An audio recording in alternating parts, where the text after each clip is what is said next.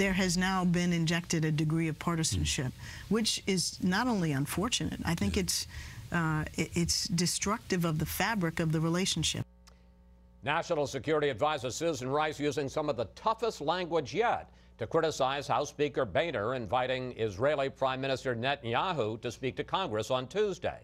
And it's time now for our Sunday group.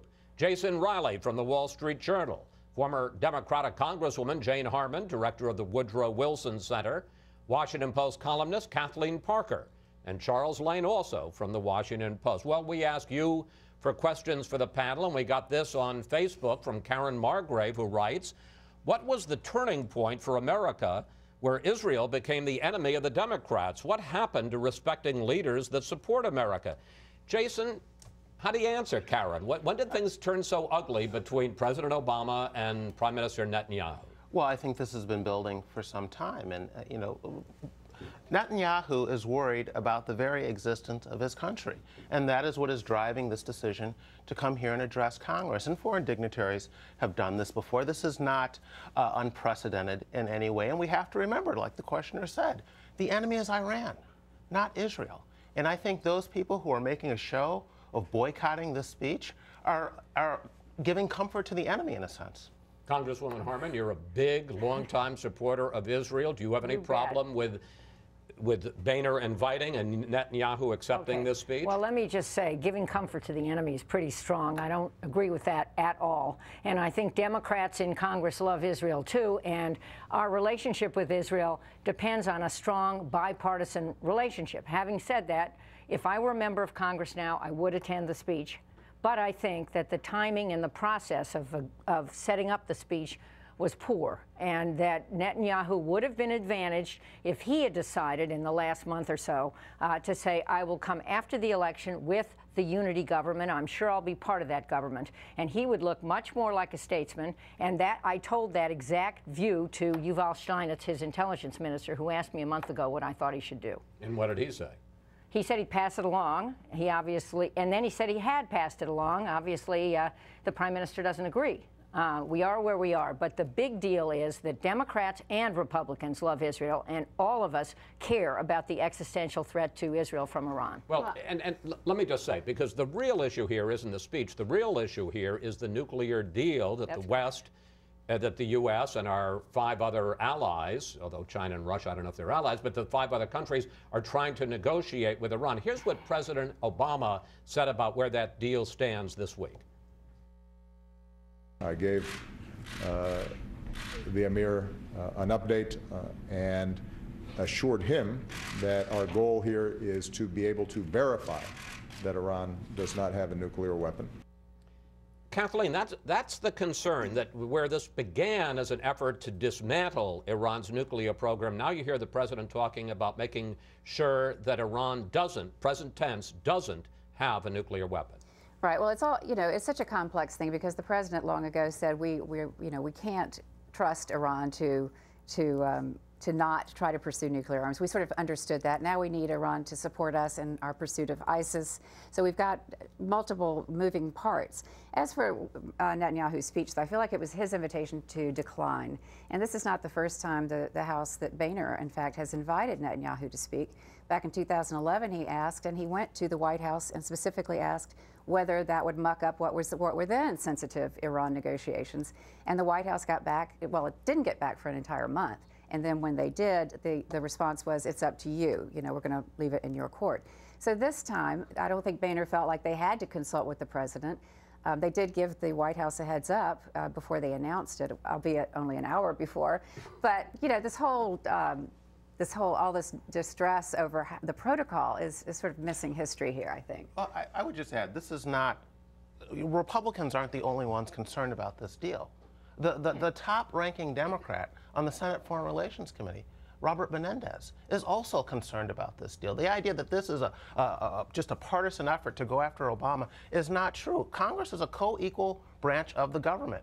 If the administration is so confident that this deal is so airtight and its arguments are so forceful, why is it afraid for Congress to hear another perspective? Well, let me bring in Chuck, because let's get off the speech and talk about the deal. And what do you see happening here? Because it seems to me that as this plays out, this could get very dicey. What if Congress imposes more sanctions? What happens on March 24th if they do or they don't get a deal? And if all of this falls apart, are we prepared to go to war? Well, the March deadline is really a kind of an interim squishy deadline, because the ultimate cap is June, when supposedly the thing would all Right, but the president has said, and he has said, have a sense that there's an agreement in principle. Right. Now, already they've disarmed, so to speak, Congress a little bit, because the bill to impose additional sanctions was withdrawn, and they're not going to do that. The next piece of legislation that's in the works is one that would give Congress a say.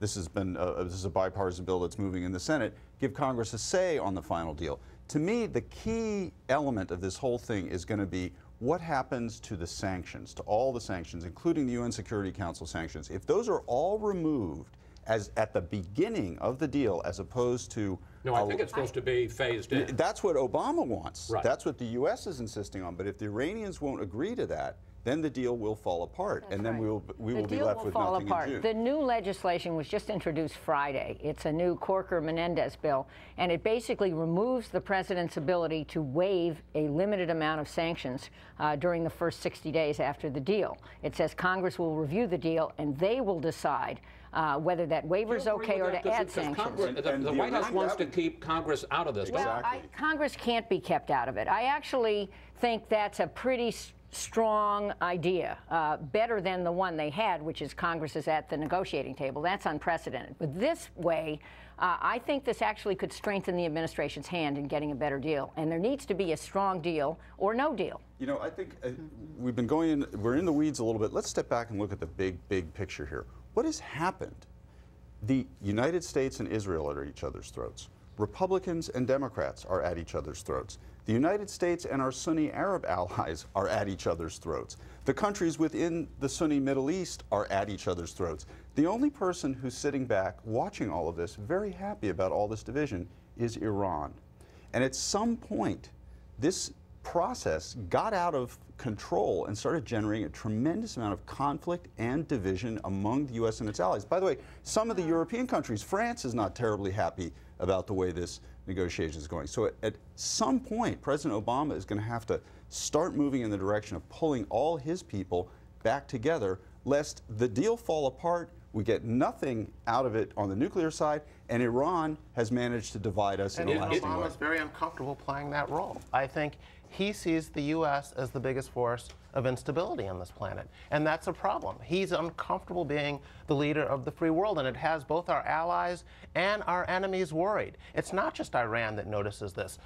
Netanyahu notices it, which is why he's coming over here. Putin notices it. I think he is fundamentally uncomfortable in this role, and that's a problem. I agree with you. That's true. I disagree. I think he's trying to build the biggest coalition possible against ISIS and doing a pretty careful job of that.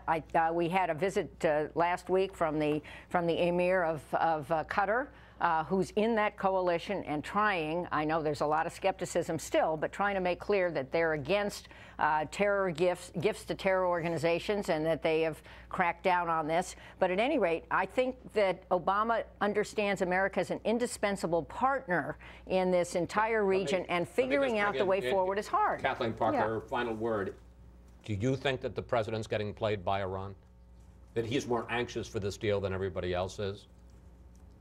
Well, I don't know if I would say that he's getting played by Iran, but I think he's not taking into consideration all the facets of this that he should be. And as to his willingness to be a leader in this, I think it comes down to a difference of approach in all things. I mean, President Obama is just much more attuned to the round table where we all sit down and sort of, you know, hash things out together, whereas Israel is under existential threat at all times. And so you can't bridge that gap, I don't think, except to look to the leadership question. Obama could have said about Netanyahu, fine, let him speak, I want to meet with him.